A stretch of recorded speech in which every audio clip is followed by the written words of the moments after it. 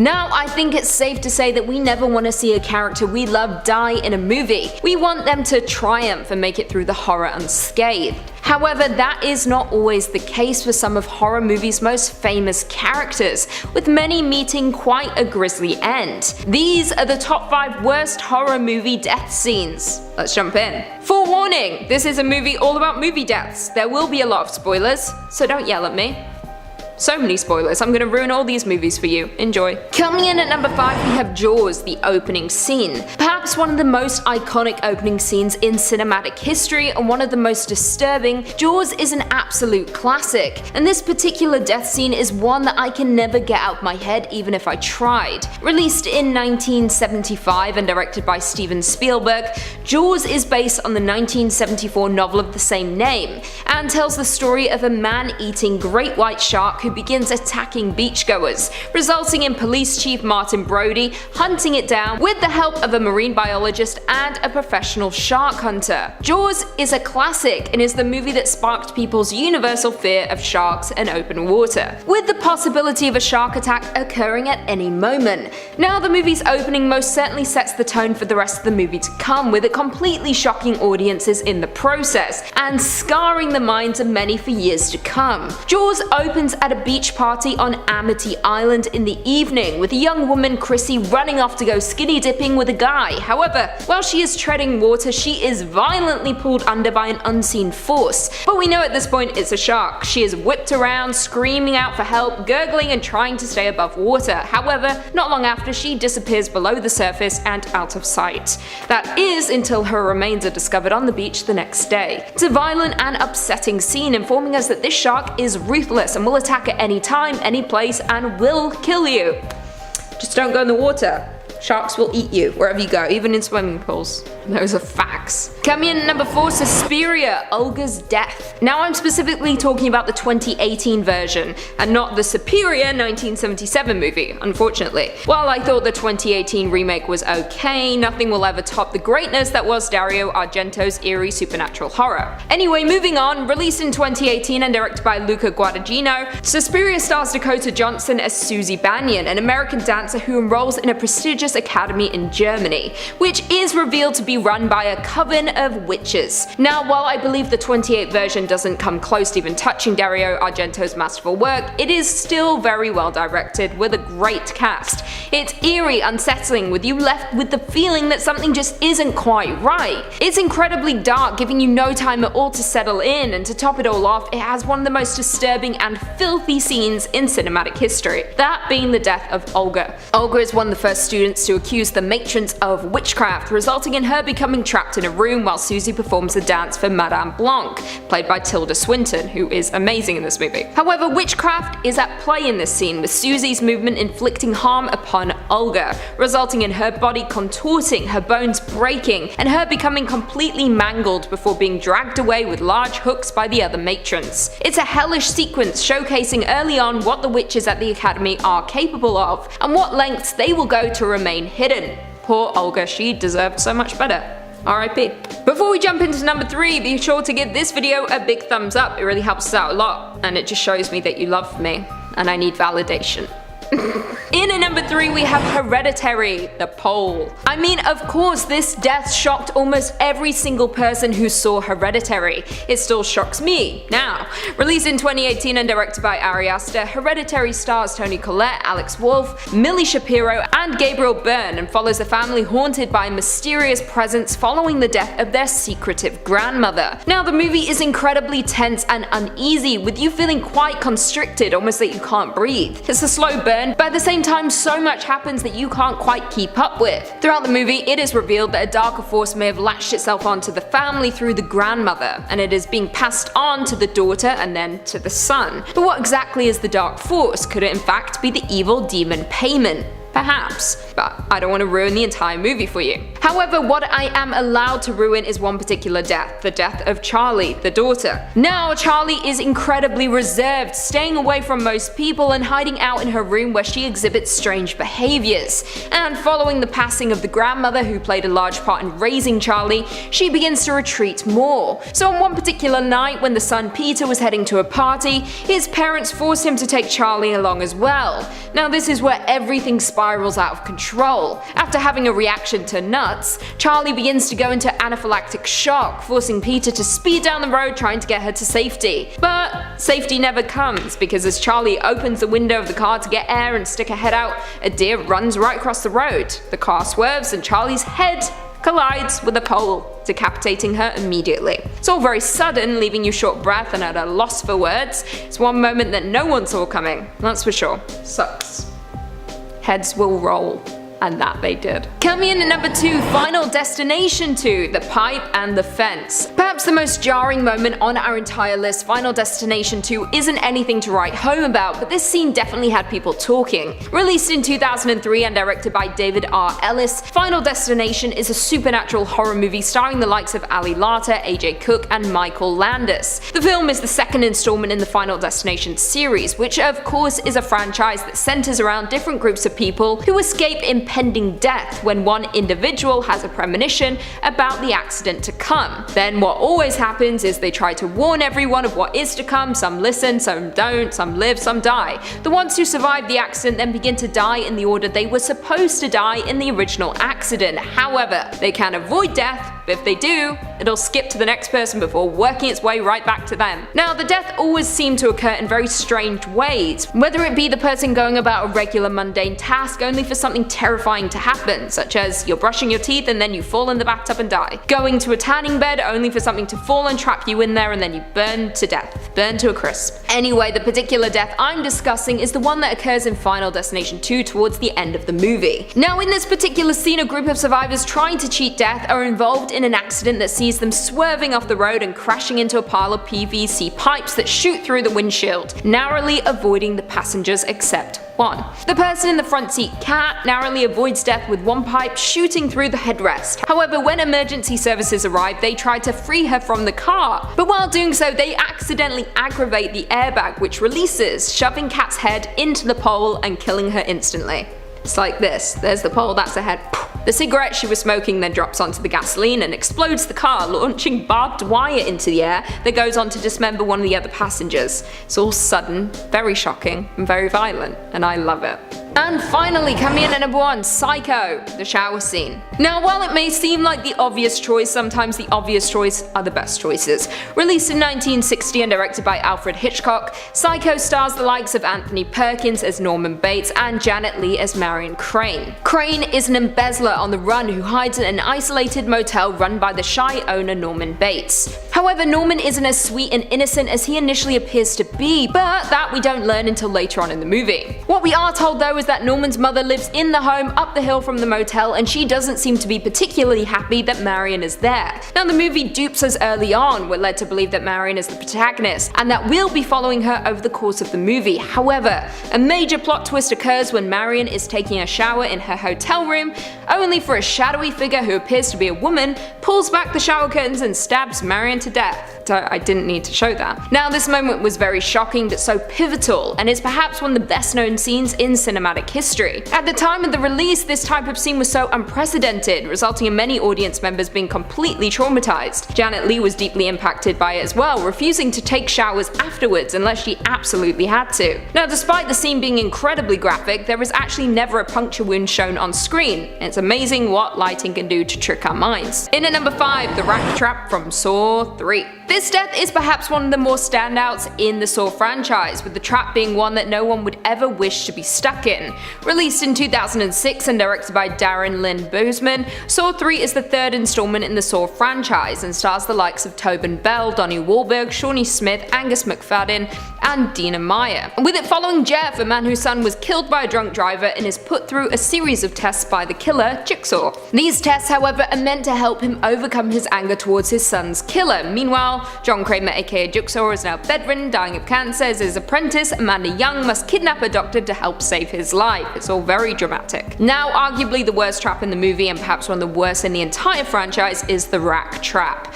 Jeff's third test in the movie involves Timothy Young, the driver who killed his son. He is attached to a machine that will twist his limbs and head if he is not freed in time. In order to free him, Jeff must grab a key from inside a box. Easy enough, but when the key is pulled, it will fire a bullet directly at him. Is he willing to take a bullet for the man who killed his son? That's the question. He ultimately retrieves the key, but it is too late. Timothy is already dead. His head went like this. Dead. Before we jump into number 4, be sure to give this video a big thumbs up, it really helps us out a lot. Coming in at number 4, we have Georgie from It. Now, it should be noted that It has always been terrifying, whether it be the novel, the TV miniseries, or the 2017 movie. However, the latter certainly stepped it up in the blood department, with the death of Georgie being far more terrifying than what was shown in the miniseries. Released in 2017 and directed by Andy Muschietti, It Chapter 1 is a supernatural horror that stars the likes of Jaden Lieberher, Bill Skarsgård, Finn Wolfhard, and Sophia Lillis, with it following the story of 7 children in Derry, Maine who are terrorized by the eponymous being known as Pennywise the Dancing Clown. Now, the movie kicks off with a bang, with Georgie, the younger brother of Bill, heading out into the rain to play with this paper boat that his brother made him. He puts it in the stream as it floats down the street and towards a storm drain, where inside is hiding Pennywise. The boat drops in and Georgie bends down to try and retrieve it, only to be greeted by Pennywise, who tries to lower him down into the drain with him. However, Georgie doesn't wish to and wants to leave. He attempts to grab the boat back from Pennywise, but as he sticks his hand into the drain, Pennywise bites it clean off. Georgie tries to crawl away, but he's sucked right back into the drain, where he will float too, forever and ever and ever. It's very, very sad and terrifying. Poor Georgie didn't stand a chance. That's why you don't play outside. Simple as. Also, don't play with a paper boat. I can think of so many better things to play with. Coming in at number 3, Bloodbath, Hostel Part 2. Hostel was a tough film to get through, that's for sure, yet it was genuinely good and a movie I frequently return to. Hostel Part 2, however, too much and not entirely the most enjoyable to sit through. Released in 2007 and directed once again by Eli Roth, Hostel Part 2 stars the likes of Lauren German, Roger Bart, Heather Matarazzo and Richard Burgi, with the plot following 3 American female art students in Rome who head to a Slovak village and subsequently get kidnapped and tortured by rich clients who pay to torture and kill poor people. Lovely stuff, how pleasant. The movie, like its predecessor, is incredibly gruesome and grisly. However, there is one particular scene that stands out above the rest, and anyone who has seen the movie knows exactly what I'm talking about. The bloodbath. One of the female students, Lorna, is kidnapped while on a boat and awakes to find herself hung upside down above a bathtub and naked. A woman enters, laying in the bathtub, and proceeds to torture Lorna while bathing in her blood while she slowly dies. This scene was particularly difficult to watch simply because of how innocently they portrayed Lorna. She was so defenseless, you just wanted to help her, and the way she died was so degrading and horrific that you couldn't help but look away as it was happening. You somehow felt like an accomplice to the entire thing. In at number 2, we have tanning beds from Final Destination 3. Now, while I could touch on the main roller coaster crash in Final Destination 3, I think we can all agree that the tanning bed scene was perhaps one of the most disturbing scenes in any horror movie. Released in 2006 and directed by James Wong, Final Destination 3 is the 3rd installment in the Final Destination franchise and stars the likes of Mary Elizabeth Winstead, Alex Johnson, Tony Todd and Ryan Merriman, with the movie following Wendy Christensen, a high school graduate who has a vision that a roller coaster her and her friends are on will derail and kill them all. Like all the previous films, she manages to save a few, but as we know, you can't cheat death, and death begins claiming each of the survivors in the order that they would have died on the coaster. However, Wendy is smart, and she soon realizes that photographs she took the day at the amusement park may be clues as to how the classmates might die. Using this knowledge, she tries to save them all. Now, Ashley and Ashlyn are 2 girls who got off the coaster, but sadly they go on to have one of the worst deaths imaginable, inside a tanning bed. The two girls go tanning, but unbeknownst to them, their Slurpees are leaking and coincidentally dripping water into the breaker. For some reason, this results in the tanning beds heating up in temperature, more and more and more. You would think this would be the perfect opportunity to get out, but no, it's too late. The AC then begins to blow cold air in, hitting a coat rack that falls into a plant that lands on a shelf that falls on top of the tanning beds, preventing them from opening them. Classic move. The temperature gets hotter, the bed begins to malfunction, and the two girls burn to a crisp. R.I.P. And finally, in at number 1, we have Pyramid Head from Silent Hill. This one is an absolute doozy, and in the worst way possible. A lot of you folks requested this death, so here it is. Released in 2006 and directed by Christoph Gans, Silent Hill stars the likes of Radha Mitchell, Sean Bean, Laurie Holden, and Kim Coates, with it following Rose, a mother who is forced to take her adopted daughter Sharon to the town of Silent Hill, after she starts crying for it during her sleep. However, Silent Hill is more than they bargained for, with Sharon going missing and Rose being forced to look for her, only to discover that the town is filled to the brim with unearthly creatures and an evil local cult. But more terrifying still, inside of Silent Hill is Pyramid Head, arguably the scariest monster of them all. Pyramid Head is a humanoid monster clad in butcher's attire, who wields a great knife and a great spear. In the film universe, Pyramid Head arrives in the town of Silent Hill when the town transitions into the other world. Throughout the movie, Pyramid Head attempts to kill Rose, but is unsuccessful. However, during one particular chase scene, he pursues the protagonist to a church, where they ultimately manage to escape. One person isn't so lucky though. One member of the town's cult is left behind, with Pyramid Head emerging, grabbing her, tearing off her clothes, and then proceeds to tear off her skin in one go, throwing it at the church doors as Rose closes them, blood residue still managing to seep in. Such a quick but incredibly aggressive and unexpected scene, one that has definitely lingered with Silent Hill fans for years. Also, an interesting piece of information which I'm just learning now: Silent Hill DLC has been added to Dead by Daylight. Apparently it was added last summer, I didn't know. I don't know how I missed it. I love that game. If you want to play as Pyramid Head, you can. Also, this isn't sponsored, I'm just a big fan of Dead by Daylight. Coming in at number 5, Glenn from A Nightmare on Elm Street. Many of you were upset that I didn't include this death in part 1 or part 2 of this series, but Glenn is here now, so we can all be happy. Released in 1984 and directed by Wes Craven, A Nightmare on Elm Street stars the likes of Heather Langenkamp, John Saxon, Robert Englund, and a young Johnny Depp in his first feature film role, with the movie following 4 teenagers who become tormented by a killer named Freddy Krueger, who haunts them in their dreams. However, the kicker is, if Freddy kills them in their dreams, they die in real life. Now, our protagonist is Nancy, a girl who soon realizes that her and her friends might actually be able to pull Freddy out of Dreamworld and into their world, rendering him vulnerable. The friends do their best to stay awake to avoid being terrorized by the vengeful killer. However, this is more difficult than they thought, and Nancy's boyfriend Glenn falls asleep. Nancy tries to save him, but it's already too late, and Freddy has him trapped in Dreamworld. He is sucked inside of his bed, and out of the hole spurts out all of his blood, coating the room completely in his remains. It's a very shocking and sad moment, considering Glenn was the only one who truly believed Nancy. She seemed like fucking bat crazy. In at number 4, Firecracker from Would You Rather. Now, many will argue with me on this one, as Would You Rather had some truly horrific scenes, but this one affected me quite a bit for reasons I don't really know why. You'd think the eye one fucked me up the most, but eh. Released in 2012 and directed by David Guy Levy, Would You Rather stars Brittany Snow as Iris, a woman who attends a dinner party where she must partake in a life or death version of Would You Rather in order to help secure money for her brother's cancer treatment. The game starts off slow, with Iris, who is vegetarian, being asked to eat meat. She declines at first, but after getting offered $10,000, she accepts. Like I said, things start slow, with stakes being small. However, things escalate quite quickly after that, with Would You Rathers being tossed around, such as whip the person next to you or be whipped, shock yourself or shock the person next to you, stab yourself or stab the person next to you. Quite intense compared to just eating meat. People are slowly picked off one by one, with not everyone surviving the different rounds, which is exactly how the game was designed. By the end of the movie, there are 4 participants left, with one drawing a card that requires him to light an M80 firecracker in his hand, which seems almost possible if his hand were open. But it wasn't. The firecracker was placed in his hand, with his hand then being taped shut.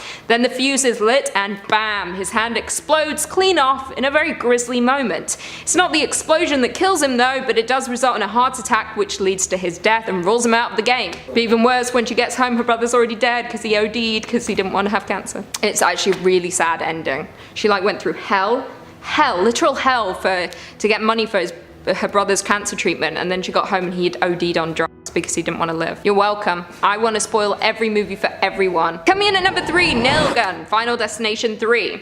Now, we did discuss Final Destination 3 in part 2 of this series. I specifically spoke about the tanning bed scene. It's iconic at this point. However, there is another scene in Final Destination 3 that is almost just as horrific as the 2 girls being burnt to a crisp, and that is their nail gun scene. Released in 2006 and directed by James Wong, Final Destination 3 is the 3rd installment in the Final Destination series, and once again tells the story of a group of students who avoid death after one of them has a premonition about an accident that will result in their demise. A few people usually survive, ultimately skipping death. However, as you know, you can't avoid death and it will find you one way or another. What then unfolds is the remaining survivors being picked off one by death in the order they would have died in the original accident. It's the same in all the movies. At this point, we're all familiar with the story. Now, in the 3rd installment, a group of students are involved in a roller coaster crash, which hits close to home because roller coasters are fucking great. However, some survive after one of the characters has a premonition, and like I said, they begin to get picked off one by one. Now, in arguably one of the most memorable scenes in the movie, a few survivors are in a Home Depot style shop, with 2 survivors, Erin and Ian, closing up at the end of their shift. Now, protagonists Wendy and Ryan arrive to warn them about their impending doom. They feel like they're gonna die, so they had to warn them. However, every time they do that, the people die anyway, so maybe it's Wendy's fault. However, the pair won't listen and are content that if death comes for them, it is their time. And unfortunately, it was Erin's time. After a runaway forklift knocks into some shelves, Wendy ultimately saves Ian from death, as he was first, with death skipping him and moving on to Erin. Erin then falls onto a nail gun that shoots her repeatedly through the head. It's so incredibly aggressive and shocking, and arguably one of the worst ways to go out in a horror movie. The scene just would not end. She just kept getting shot in the head. The nails poking out of her face. It was disgusting. I also really liked her. She was played by Alex Johnson. Canadian gem. We all remember her from Instant Star, right? In at number 2, Thomas Kane, Alien. I mean, no scene is quite as iconic as the chest burster scene from Alien, and I think many of you were surprised I didn't include it on previous lists, but it's here now. It was just a very obvious pick. Released in 1979 and directed by Ridley Scott, Alien is a science fiction horror movie starring the likes of Sigourney Weaver, Tom Skerritt, Veronica Cartwright, John Hurt, and Ian Holm, with it following the crew of the commercial space tug Nostromo, who encounter the eponymous alien, an extraterrestrial that is set loose on their ship. Now, we learn quickly that throughout the movie that the alien is capable of using humans as hosts to carry their offspring, and this is what goes down with Thomas Kane, played by John Hurt. I'm 90% sure it's John Hurt. It's not Ian Holm. Whatever. Who is attacked by one of the creatures. Unbeknownst to him, he is now one growing inside of him, and this is revealed during the breakfast scene. Kane eats some food but begins to cough, seemingly choking. However, he isn't choking. The alien inside of him is just trying to be set free. As the crew lay him on the table, he writhes around in pain before blood begins to spurt from his chest, and then before we know it, the phallic-looking alien bursts out, shocking all of the crew in the process. Now, the greatest part of this scene is the simple fact that the other actors weren't clued in as to what was about to take place, so their reactions are quite literally their genuine reactions. One woman even passed out. As you would. Not me though, I'd put my hand in his chest with it. What? And finally, in at number 1 we have Christabella from Silent Hill. We're revisiting Silent Hill with this number, however this time there might actually be a death to top Pyramid Head ripping off someone's skin with one pull, believe it or not. Christabella, if you know, you know. Released in 2006 and directed by Christoph Gans, Silent Hill is a video game adaptation that stars Radha Mitchell, Sean Bean and Laurie Holden, and like I said in part 2, it follows Rose, a woman who is forced to take her adoptive daughter Sharon to a mysterious town called Silent Hill, after she begins to cry out for it during her sleep. Now, the town is not as it seems, with it being filled to the brim with disturbing entities and a deadly local cult.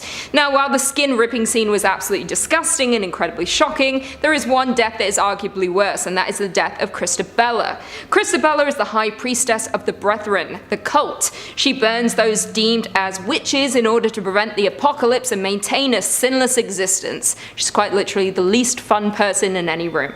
Now, towards the end of the movie, the cult was gathered in the church with Christabella burning one of our protagonists protagonist Sybil to death, and intends to do the same to Rose. Now, backstory quickly. Sharon, the daughter, resembles a young girl named Alessa, a young girl who was burned by the Brethren. Now, the town's cult believes Rose, Sybil, and Sharon to be witches simply because of Sharon resembling Alessa. It is revealed that Alessa was involved in a ritual which went awry, with Alessa manifesting as Dark Alessa, and is responsible for shifting the dimensions of Silent Hill. Backstory over. Rose confronts Christabella but is ultimately stabbed by the High Priestess. However, her blood ultimately summons Alessa and Dark Alessa, who bisect and kill Christabella with razor wire. And the razor wire literally goes everywhere. Everywhere. I just can't say where, but just imagine. In an absolutely grisly scene that is still difficult to watch. It's a lot of a lot. Well, there we have it. Do you guys agree with that list? Were there any horror movie deaths that we missed? Leave us all your thoughts and feelings in the comments down below, and perhaps we can do a part 4. Before I go though, I just want to respond to a few comments from part 2 of this series, and I'm gonna be fucking quick, I'm sorry. Phantom Flower said, I think don't ever talk to clowns would be a much better lesson to teach Lucy. That's very true, just don't talk to clowns. My message was that Georgie just shouldn't have played with a paper boat and that he was an idiot. But you shouldn't. Why would anyone play with a paper boat? It's like I can think of so many more fun things to do than playing outside with a paper boat. Get alive, Georgie. He's dead now, so it's fine. Matt C said, finally, Lorna gets a mention here. The Bathory scene in Hostel 2 bothers me more than any other death scene I have ever seen. I completely agree. It's because she was very innocent and pure. And then her pure blood was all over another woman. It was horrible. The Bright Side said, 5:48, the 2 girls burned to a crisp. That actually made me laugh. I mean, I'm glad it made you laugh. It was just facts. They do burn to a crisp. There's nothing left but ash. Jessica Thill said, that tanning scene from Final Destination 3, it makes my eye twitch. Horrible death. I completely agree. I rewatched it the other day. Just doesn't end and they keep burning and burning and burning. Unknown said, not gonna lie, I dreaded this list would rank deaths that were cheap or made no sense. I'm glad with the results. Well, I'm glad that I've pleased you, but at the end of the day, I only want to please myself. So, you better love this one too. Charles Snow said, another amazing video. Who in Hades said Lucy wasn't funny? Some people just don't get it. I don't think I'm funny, so I don't expect you guys to think I'm funny. But you have to like me regardless. And on that note, if you haven't already, be sure to give this video a big thumbs up, and until next time, I'll see you later. Oh, fuck me. Rose confronts kills. Fuck. Anyway, oh, fuck. I'm just like, done. Hold on. I've got food on the way. I just need to check where it is. 17 minutes away. God damn! I just need to look at my boobs, you know? Anyway, cut that out of the video. If it's in the bloopers, we're all gonna die. Hosts to carry off their offspring. Are capable of using humans and of using humanists. Fucking up. Is it fisting if the hole is bigger than the fist? Ooh, question. Life's biggest question.